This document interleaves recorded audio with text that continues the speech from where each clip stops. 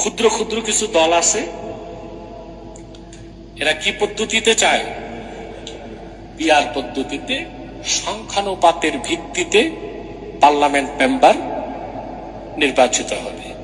আমি এটার পক্ষে না, শরীয়তও এটাকে সমর্থন করেন। কারণ আপনি যাকে নেতা বানাবেন তাকে চিনতে হবে, কথা বলেন।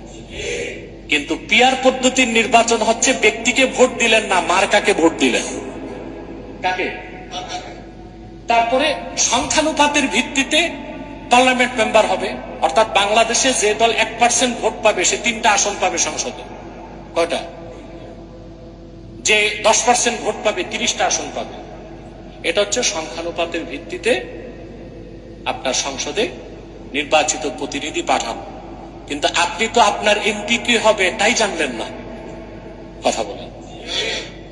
তো পরবর্তীতে দেখা গেল সংখ্যানুপাতের ভিত্তিতে নির্বাচন হয়ে গেল, আপনার এলাকার ভাগে পড়লো এমন এক এমপি যে মাদারজাত চোর। কি করবেন তখন? করার কি থাকবে? আমি কিন্তু গালি দেই নাই। মাদারজাত চোর মানে জন্মসূত্রে চোর, মানে ওর বাপও চোর ছিল, ও কি চোর, কিছু করার থাকবে? 2 নাম্বার সমস্যা যেটা হবে আমি বলে দিচ্ছি, আমাদের দেশের জন্য হুমকি পিআর পদ্ধতিতে নির্বাচন। কেন? বাংলাদেশে হিন্দুদের ভোট আছে লক্ষ লক্ষ। এই হিন্দুরা, হিন্দু বৌদ্ধ খ্রিস্টান ঐক্য পরিষদ যদি পিআর পদ্ধতিতে নির্বাচনে অংশগ্রহণ করে, তো তারা সংখ্যানুপাতের ভিত্তিতে জাতীয় সংসদে অসংখ্য আসন পেয়ে যাবে। বাংলাদেশে যে পার্বত্য চট্টগ্রামে আছে উপজাতি, তারা দীর্ঘদিনের দাবি তাদেরকে আদিবাসী স্বীকৃতি দিতে হবে। আমরা বলি আদিবাসী না, তারা উপজাতি। তারাও পিআর পদ্ধতিতে নির্বাচন করে সংসদে অসংখ্য আসন নিয়ে নিবে।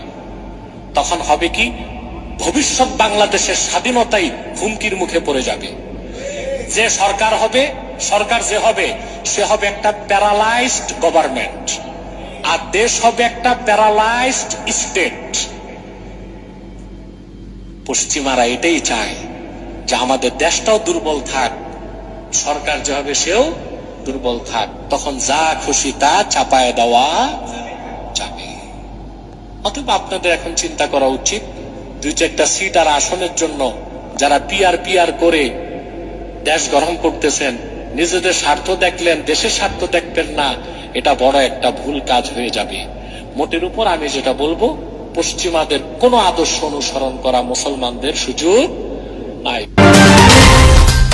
KAB টেলিভিশন, আপনার আমার সবার কথা বলে।